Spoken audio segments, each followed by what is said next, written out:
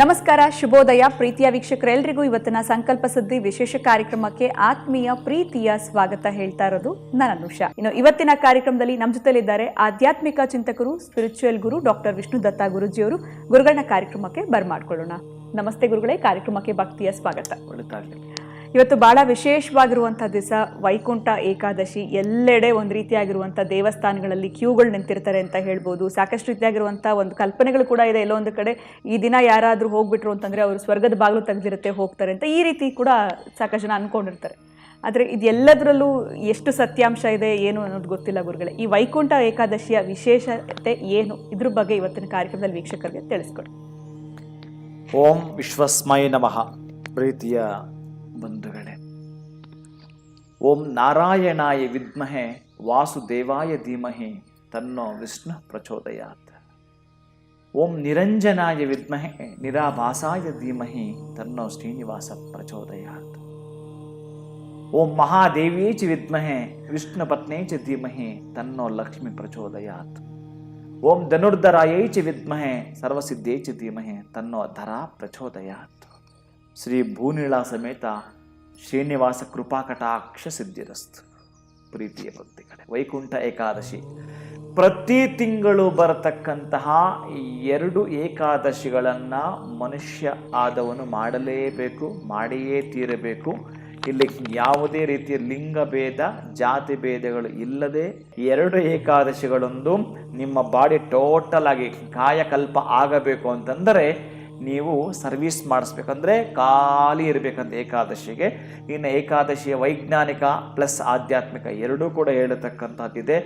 ಆಷಾಢ ಮಾಸದಲ್ಲಿ ಮಲಗಿರತಕ್ಕಂತಹ ಶ್ರೀನಿವಾಸ ಈ ವೈಕುಂಠ ಏಕಾದಶಿಗೆ ಎದ್ದು ಉತ್ತರಕ್ಕೆ ಮುಖ ಮಾಡುತ್ತಾನೆ. ಅದಕ್ಕಾಗೇನೆ ಉತ್ತರದ ದ್ವಾರ ಇವತ್ತು ಮಾತ್ರ ತೆರೆದಿರುತ್ತೆ ವೈಕುಂಠ ಏಕಾದಶಿಗೆ.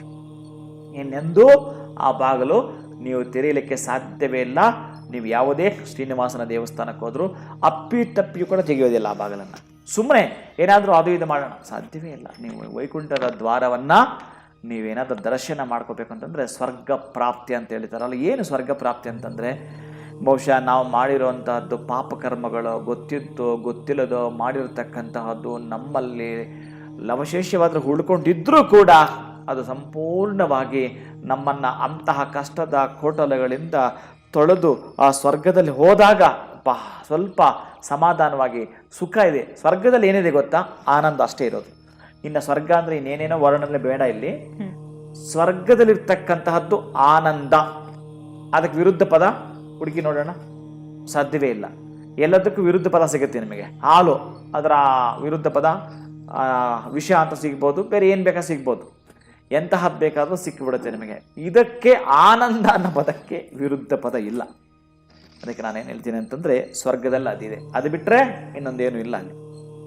ಅಂತಹ ಸಾಯುಜ್ಯ ಸ್ಥಿತಿಯನ್ನು ತಲುಪಬೇಕಾದ್ರೆ ಈ ಏಕಾದಶಿ ಎಂದು ನೀವು 2 ಏಕಾದಶಿಗಳು ಉಪವಾಸ ಇರಬೇಕಾಗಿತ್ತು. ಅಲ್ಲಿ ಇರಲಿಕ್ಕೆ ಆಗಲಿಲ್ಲ ಅಂತಂದರೆ ಅಟ್ಲೀಸ್ಟ್ ಈ ವೈಕುಂಠ ಏಕಾದಶಿ ಅನ್ನೋದ್ರ ಕೂಡ ಉಪವಾಸ ಇದ್ದು, ಇಲ್ಲಿ ಉಪವಾಸವಿದ್ದು ನಿಮ್ಮತನವನ್ನು ನೀವು ಇಟ್ಕೊಳ್ತಕ್ಕಂತಹದ್ದು, ನಿಮ್ಮ ತನದಿಂದ ನೀವು ಬದುಕ್ತಕ್ಕಂತಹದ್ದು ಒಂದು ಯೋಗವನ್ನು ಕೊಡ್ತಾ. ಅದಕ್ಕೆ ಹೇಳ್ತಾನೆ, ನಾನು ಮೊನ್ನೆ ಎಪಿಸೋಡಲ್ಲಿ ಬಹುಶಃ ಹೇಳಿರ್ತೀನಿ, ಪುಷ್ಕರಣಿ ಸ್ನಾನಂ ಸದ್ಗುರು ಪಾದ ಸೇವನಂ ಏಕಾದಶಿ ವ್ರತಂಚ ಅತ್ಯಂತ ದುರ್ಲಭಂ ಅಂತ ಹೇಳ್ತಾನೆ. ಆಮೇಲೆ ನಿಮಗೆ ಮನೆಯಲ್ಲಿ ಸಣ್ಣದೊಂದು ಪೂಜೆ ಮಾಡಬೇಕಾದ್ರೂ ಅಟ್ಲೀಸ್ಟ್ 10 ರೂಪಾಯಿ 5 ರೂಪಾಯಿದು ಖರ್ಚಾಗುತ್ತೆ. ಅಲ್ಲಿ ಹೂವು ಬತ್ತಿ ಅದು ಇದು ಅಂತ ಅಗರಬತ್ತಿ ಅಂತ ಅತ್ಲ ಕರ್ಪೂರದ 2 ಬಿಲ್ಲೆ ಆದ ಖರ್ಚಾಗುತ್ತೆ. ಏಕಾದಶಿಗೆ ನಯಾ ಪೈಸೆ ಇಲ್ಲದೆ, ಖರ್ಚಿಲ್ಲದೆ ಸುಪ್ರೀಂ ಕೋರ್ಟ್ ಜಡ್ಜನ್ನು ಮಾತಾಡಿಸ್ಬೋದು.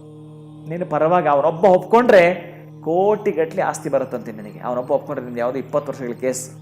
ಈ ವೈಕುಂಠ ಏಕಾದಶಿ ಅಂತ ಕೇಸುಗಳು ಹೊಡೆದಾಗ್ತಾನಂತೆ. ಅಂದರೆ ಶ್ರೀನಿವಾಸ ಒಬ್ಬ ಈ ಜಗತ್ತಿನ ಬ್ರಹ್ಮಾಂಡ ನಾಯಕನಾಗಿರತಕ್ಕಂತಹದ್ದು. ಅದಕ್ಕೆ ಅವನಿಗೆ ಗದ್ದೆ ಹೇಳುವಾಗ ಹೇಗೆಲ್ಲ ಕೂಡ ಅವನನ್ನು ವರ್ಣನೆ ಮಾಡ್ತಾರಂತಂದರೆ ಅದ್ಭುತವಾಗಿರತಕ್ಕಂತಹದ್ದು. ನೀವು ತಿರುಪತಿಗೆ ಹೋದಾಗ ಆ ಶ್ರೀನಿವಾಸ ಗದ್ಯವನ್ನು ಕೇಳಿರ್ತೀರ. ಶೇಷಾಚಲ ಸಿಂಹಾಚಲ ಅಂತ ಏನು ಮಂತ್ರ ಪ್ರಾರಂಭ ಆಗುತ್ತೋ ಅವೆಲ್ಲ ನೀವು ಕೇಳಿದ್ದೀರಿ. ಅಂತ ಶ್ರೀನಿವಾಸನ ದರ್ಶನವನ್ನು ಇವತ್ತು ಮಾಡ್ಕೊಳ್ಳಿಪ್ಪ. ಇನ್ನು ನಾನು ಹೆಚ್ಚಿಗೆ ಏನೇನೋ ಮಾತಾಡೋದು ಬೇಡ, ಇವತ್ತು ಮಾಡಿಕೊಳ್ಳಿ. ನಿಮ್ಮ ಬದುಕಿನಲ್ಲಿ ನೀವು ಯಾವ ಘಟ್ಟದಲ್ಲಿ ದಾರಿದ್ರ್ಯವನ್ನು ತುಂಬಿಸ್ಕೊಂಡಿದ್ರು ಅದೆಲ್ಲ ಕೂಡ ತೊಳಿಲಿಕ್ಕೆ ಒಂದು ಸುವರ್ಣ ಅವಕಾಶ ಇವತ್ತಿರತಕ್ಕಂತಹದ್ದು. ಇವತ್ತು ಶ್ರೀನಿವಾಸನ ದರ್ಶನ ತ್ರಿಪುಂಡರಾದಿಗಳನ್ನು ಹಾಕ್ಕೊಳ್ತಾ ವೈಕುಂಠ ದ್ವಾರವನ್ನು ಪ್ರವೇಶ ಮಾಡಿಕೊಳ್ಳಿ. ನಿಮ್ಗೇನು ಬೇಕೋ ಅದನ್ನು ಪಡೆದುಕೊಳ್ಳಿ. ಖಂಡಿತ ಗುರುಗಳೇ, ಸತ್ಯವಾದ ಮಾತನ್ನ ಹೇಳಿದ್ರಿ. ಎಲ್ಲೋ ಒಂದು ಕಡೆ ಸ್ವಚ್ಛ ಮನಸ್ಸಿಂದ ಶ್ರೀನಿವಾಸನ ದರ್ಶನವನ್ನ ಪಡೆದುಕೊಂಡ್ರೆ ಸಾಕು, ನಮ್ಮ ಆಸೆ ಆಕಾಂಕ್ಷೆಗಳೆಲ್ಲ ಕೂಡ ನೆರವೇರುತ್ತೆ ಅಂತ. ಬಹಳ ಧನ್ಯವಾದಗಳು ತಮಗೆ. ನಮಸ್ಕಾರ. ಹರೇ ಶ್ರೀ. ನೋಡಿದ್ರಲ್ಲ, ಈ ಒಂದು ಪ್ರಶ್ನೆ ನಾನು ಕೇಳಿದಂಥ ಪ್ರಶ್ನೆ ನಿಮ್ಮಲ್ಲೂ ಇತ್ತು ಅಂತಂದರೆ ಬಹುಶಃ ಇವತ್ತು ನಿಮಗೆ ಉತ್ತರ ಸಿಕ್ಕಿರುತ್ತೆ ಅಂತ ಭಾವಿಸ್ತೀನಿ. ಶ್ರೀನಿವಾಸನ ದರ್ಶನ ಪಡೆದುಕೊಂಡ್ರೆ ತಮ್ಮ ಆಸೆ ಆಕಾಂಕ್ಷೆಗಳೆಲ್ಲ ಕೂಡ ಇವತ್ತಿನ ನೆರವೇರುತ್ತೆ ಅಂತ ಹೇಳ್ತಾ ಇವತ್ತಿನ ಸಂಕಲ್ಪ ಸಿದ್ಧಿ ಕಾರ್ಯಕ್ರಮವನ್ನು ಮುಗಿಸುವಂಥ ಸಮಯ ಆಗಿದೆ. ಮುಂದಿನ ವಿಡಿಯೋನಲ್ಲಿ ತಮ್ಮನ್ನು ಭೇಟಿ ಮಾಡ್ತೀನಿ. ನಮಸ್ಕಾರ.